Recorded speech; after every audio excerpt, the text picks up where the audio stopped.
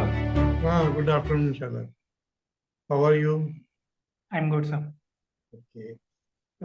Shalabh, will you please briefly introduce yourself? Yes, sir. My name is Shalabh Deep. I belong to Sambhal, Uttar Pradesh. I have completed my schooling from Sambhal. Then I pursued BSc from University of Delhi. Then I completed my LLB and LLM from Banaras Hindu University. And I'm currently pursuing PhD. Okay. So, what was your subject in LLM, which was for dissertation? Sir, the topic was the changing dimensions of right to freedom of speech and expression in India. Okay, nice. And what is your topic for PhD? So currently, the pre-PhD coursework is going on. So the topic has not been finalized yet. Okay. So, what you feel that your subject was on freedom of speech? Yes, sir. So, whether in India the same is plentifully available, or some restrictions are there, or because recently Supreme Court has come out on in some judgment and commented on on our freedom of speech. Sir, if we see the Article 19(1)(a), so this right is available to all citizens.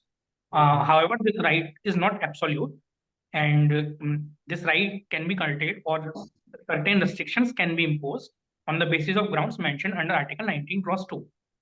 Okay. With the advancement of science and technology, the social media has given voice to voiceless people.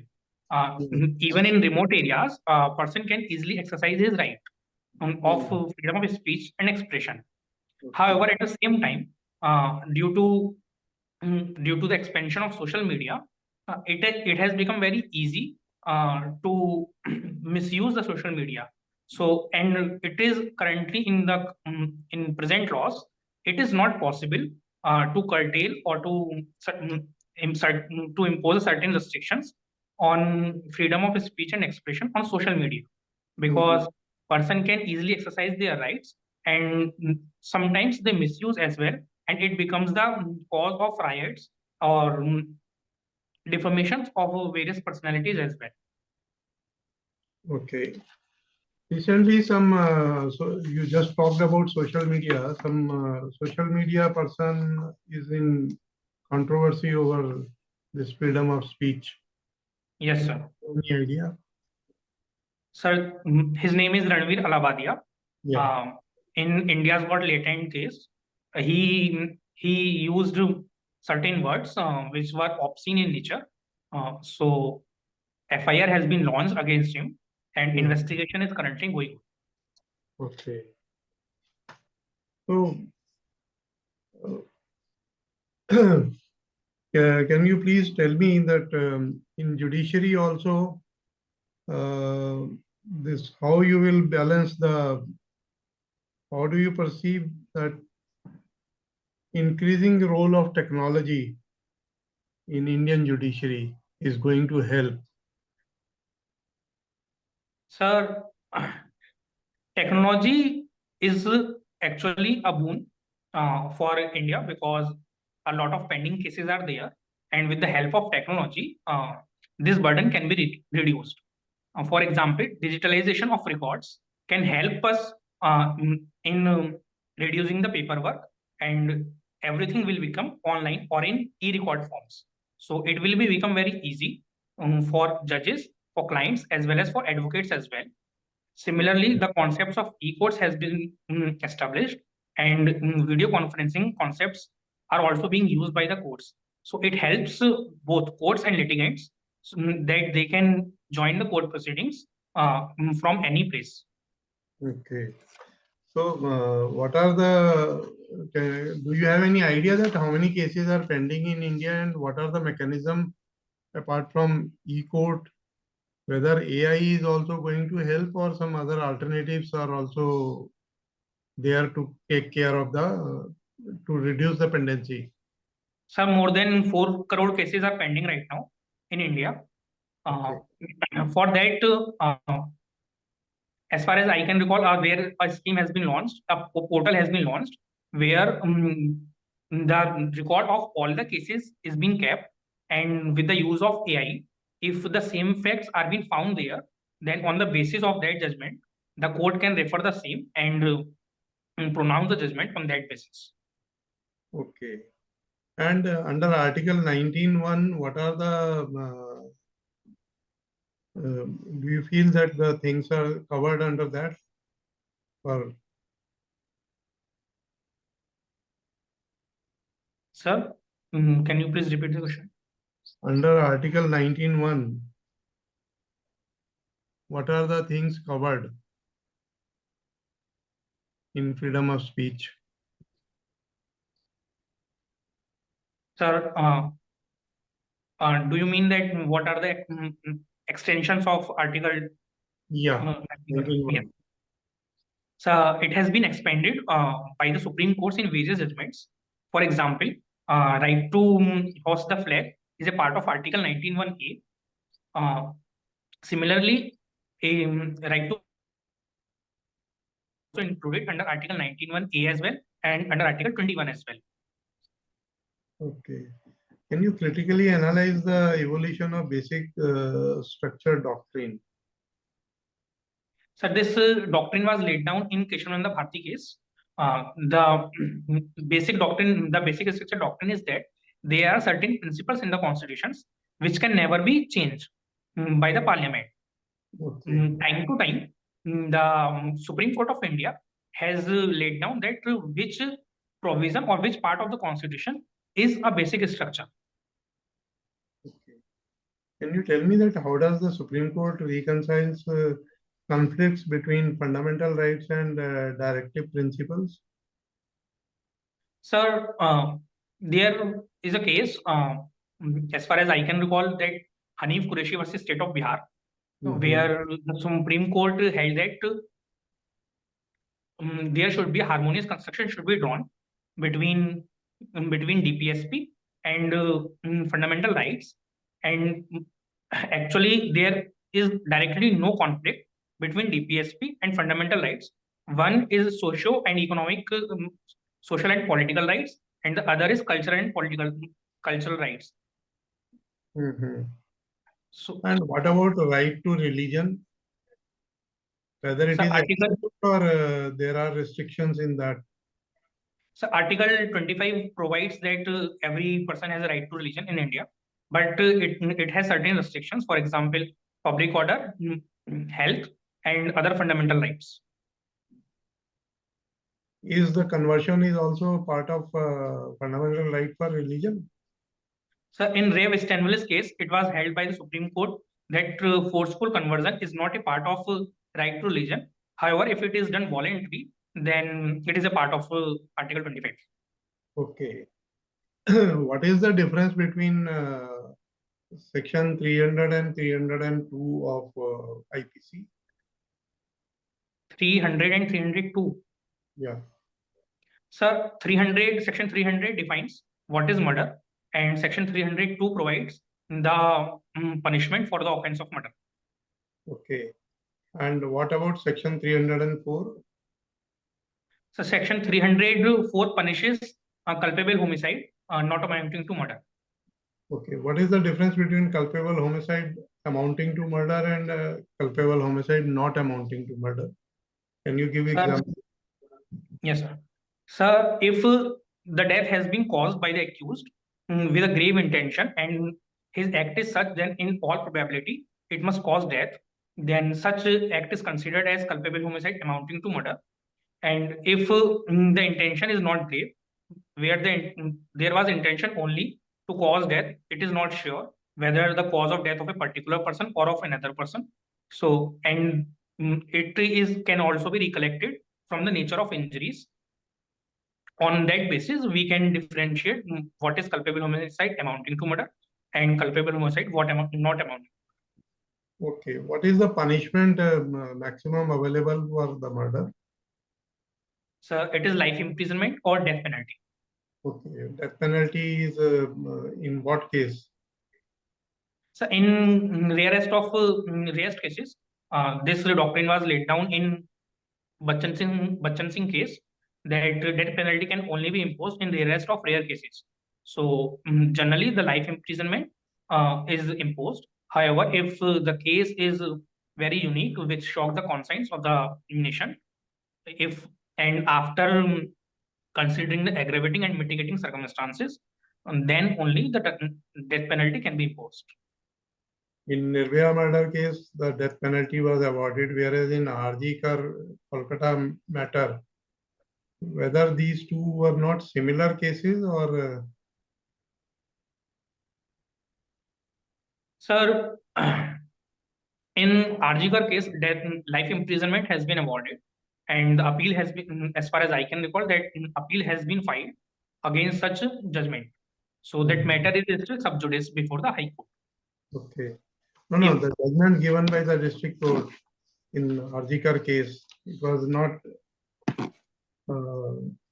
death penalty. It was only life imprisonment. Life imprisonment. And though the judges defined it as a rarest of rare case.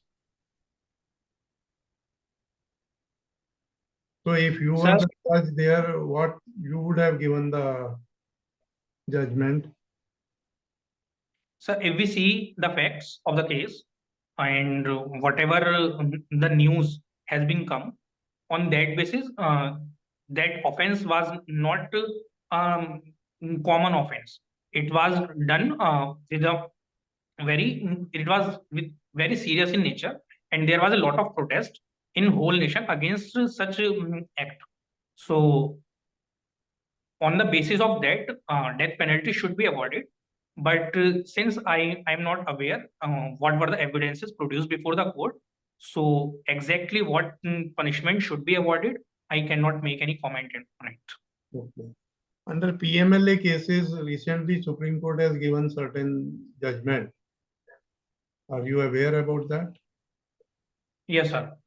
In PMLA cases, Honorable Supreme Court has held that grounds of arrest should be informed to the accused person in writing.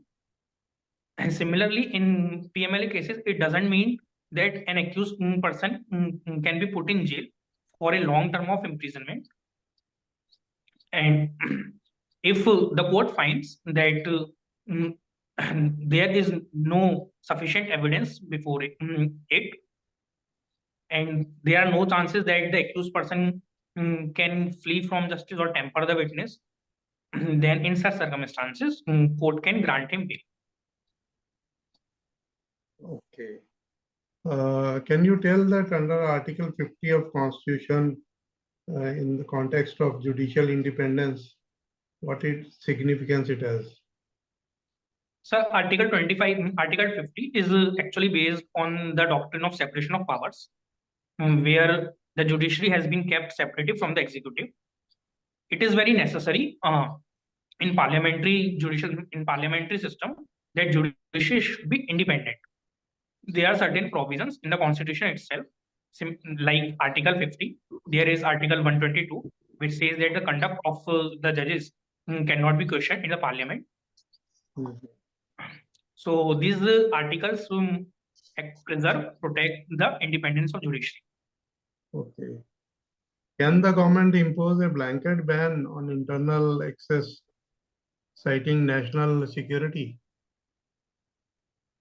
Sir, certain reasons should be cited because internet ban in the current scenario, because everything is based on technology and everything is based on internet, so it directly affects the people's employment as well. So if the certain reasons are cited, then on that basis internet can be banned. Okay. No, I'm not asking about banning of internet, general freedom of. Okay, no issue. Can the president dismiss any chief minister of any state? So this power is given to the governor of the state. This power is not available to president. No. The governor can recommend to the government. Governor is not having power for dismissal. Dismissal is lying with the president of India, president only. That I was asking about the Bombay case. Yes, sir, Bhumai case. Do you have idea about that? What the judgment came in that?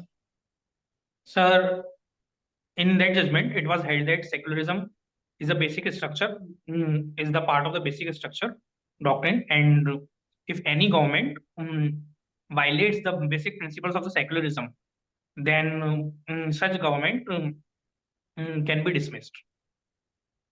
Okay. Yes, Saket, please. Yes.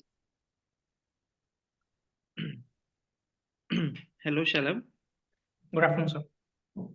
Shalabh, from Bhagavad Gita, what is the message for a judge?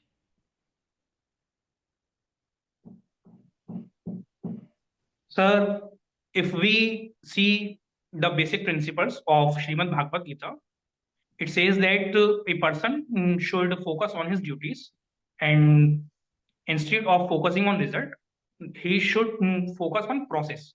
So as a judge, whatever duty is given to a judge, he should focus on that only, instead of getting inclined to some personal beliefs or some external reasons.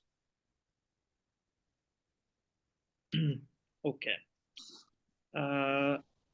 Shalabh, recently, sir also asked, there was a recent controversy about that Samarana India got latent episode. So, do you think whatever was said in that episode was well within the right to freedom and expression? Sir, right to freedom of speech and expression is not an absolute one. It can be, the restrictions can be imposed on the basis of grounds mentioned under Article 19.2. One of such grounds is decency and morality.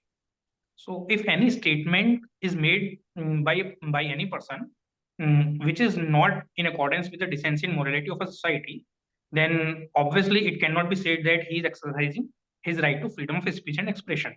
So So, what you are saying it will be covered under reasonable restrictions. sir, his statement was actually, if we see his statement, then it was not actually the right of freedom of speech and expression. It was obscene in nature, which is covered under the ground of decency and morality. So he was not exercising his right actually, and that is why the FIR has been launched against him under Section 294 of BNS. Shalabh, do you think this entire structure, of public space is a sham? Because daily, when you must be traveling to the road, you must be going some other place, you'll be seeing people fighting, abusing each other like anything. Absolutely, even worst abuses like what was done on the India's Got Latent, right? So Yes, sir. you must be seeing that happening, right? And suddenly when on internet, when one person does it, everyone is after him. So now the legal course has been taken. Do you know, are we missing a point here, or is it perfectly justified? Sir, if a person becomes a celebrity, and there is a person who is a common man, so once a person becomes celebrity, everyone follows him, especially his fans. So if the celebrity makes such a statement, then it will become such a statement will be used in common parlance, and it will definitely affect our society as well. All right, all right. I got your point. I got your point. We'll move on to the next question. So, Shala, what went wrong in UP judicial exam? Sir, the matter is sub judice before the Honorable High Court. In UP judicial exams, the mains copies were actually exchanged. 50 copies were exchanged with each other, and the matter is sub judice before the Allahabad High Court. So you appeared in that exam? Yes, sir. I appeared in that exam, and I appeared in interview as well. Okay. And what do you think was the reason that you were not selected there? Sir, there is a GK paper which was of 200 marks. My score was very less in that paper. That is why I couldn't clear UP Judiciary. Okay, given an option, which judiciary are you going to choose? Delhi judiciary or UP judiciary? Sir, when I start preparing for judicial services, my prime targets was Delhi and UP. UP is my home state, and Delhi is close to my hometown. So if once I get selected in at any one of these places, so I'll not go anywhere because we don't know about the vacancy of the UP judiciary. Right now, the Delhi vacancy, Delhi's interview is scheduled. So my focus is on Delhi only. So you want to do a job nearby your hometown only. Sir, Delhi is not basically a place which is only near to my hometown. It is a place which can give me a great exposure as a judge while dealing with the different kinds of cases. All right.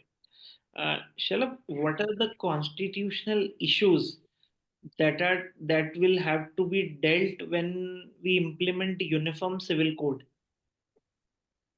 Sir, if we see UCC, recently it has been um, enforced in Uttarakhand.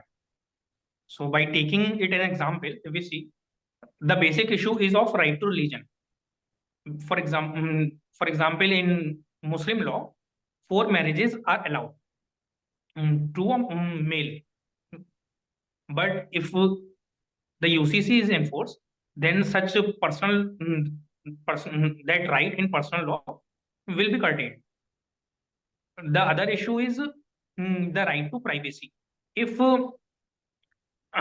if two persons are living in relationship, then it has been made mandatory to get registered live in relationship agreement. So virtually right now there has been chances that their privacy may be violated.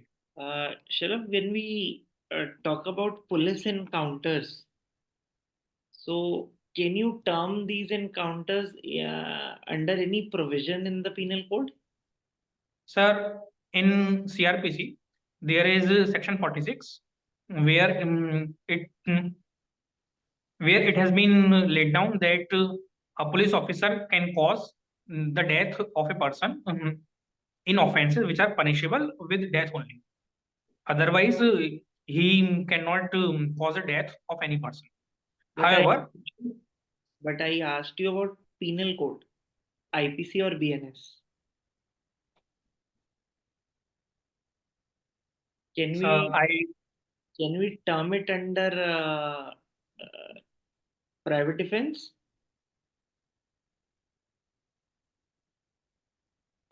yes, sir. If mm, the accused, while escaping from the custody of the police, and he makes an attack on the police officers, then while exercising their right to private defense, they can cause death. Okay. Just two more questions. One would be, it is said that people are more scared of God than law. So what are your views about it? So, if we see Indian society, there are basically two laws. One is moral law, which are set by the society itself, and the other is the statutory laws, which are passed by the parliament or the legislature, as the case may be. Certain fear should be there in either of statutory laws or of moral laws, which are set by the society. If the person becomes fearless and he has no fear of law, then there will definitely be a chaos. Since Indian society is more religious in nature, that is why it is considered that they respect religious laws more.